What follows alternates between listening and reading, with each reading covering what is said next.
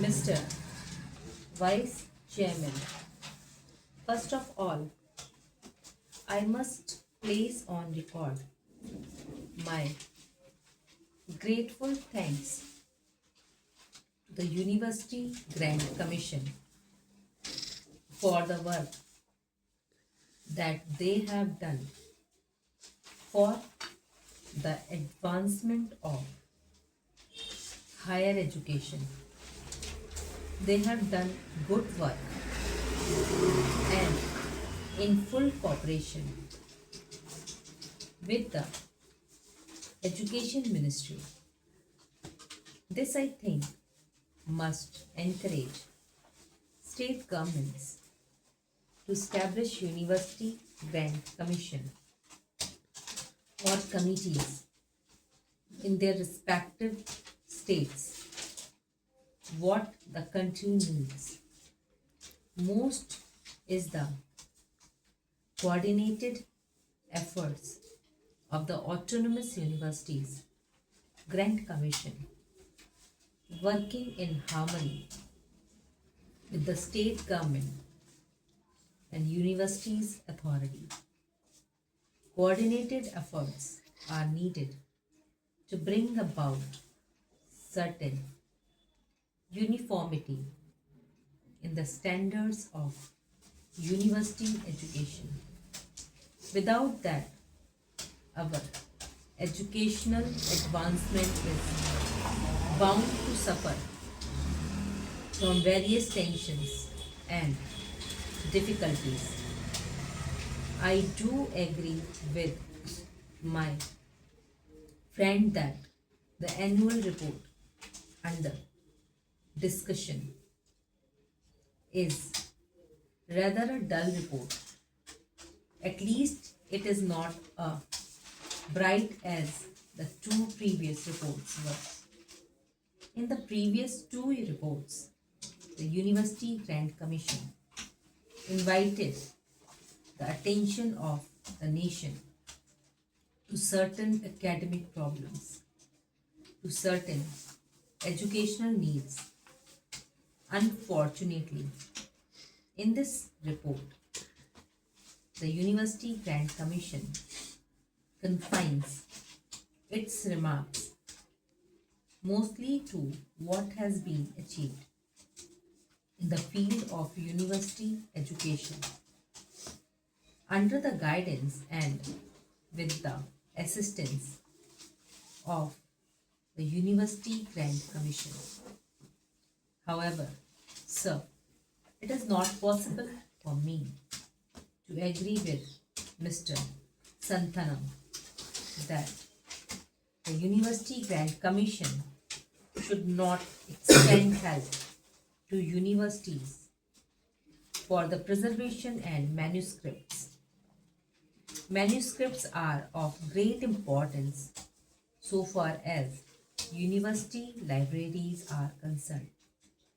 It is the duty of universities to preserve those manuscripts, and it is the duty of the University Grant Commission to extend to universities the necessary financial assistance for maintaining and preserving the manuscripts in good order.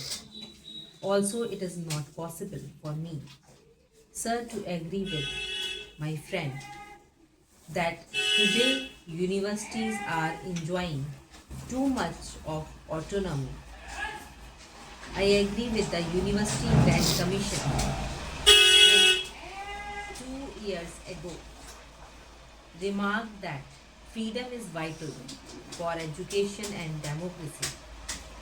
And I personally feel, sir, that on one plea of the other university, autonomy and academic freedom are being restricted rather than being extended as they must be. I do not think, sir, that a social purpose or a social value can be imparted in the teaching by a teacher through the imposition restrictions on his freedom of thinking, I feel that teachers need academic freedom for discharging their duties in an efficient way.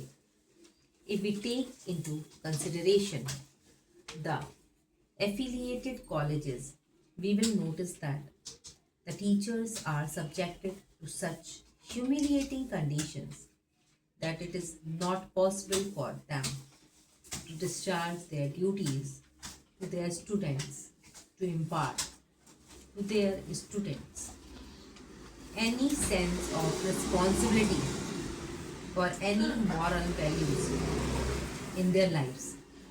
I therefore, sir, feel that it is necessary to be more careful about the preservation of academic freedom to teachers. Sir, we are grateful to the Education Ministry and to the University Grant Commission for upgrading the salaries of teachers in the central universities. Yet a great disparity prevails in the salaries of teachers of central universities and state universities and affiliated colleges, and this disparity is causing a lot of heart burning and a lot of difficulties. As one connected with education, I may say that there is not such a marked difference in the quality of teachers serving in the central universities and in the state universities and in affiliated colleges as to justify the great disparity in the salaries of teachers of these institutions. I feel, sir, that we must keep in our mind the remarks of the University Grant Commission made in their earlier reports with regards to teachers' salaries.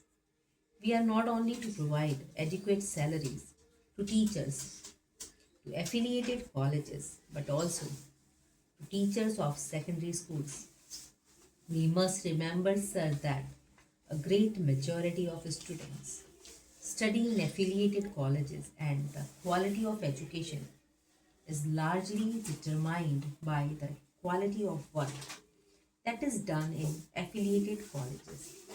For improvement in the quality of teaching, improvement in living conditions is also very necessary.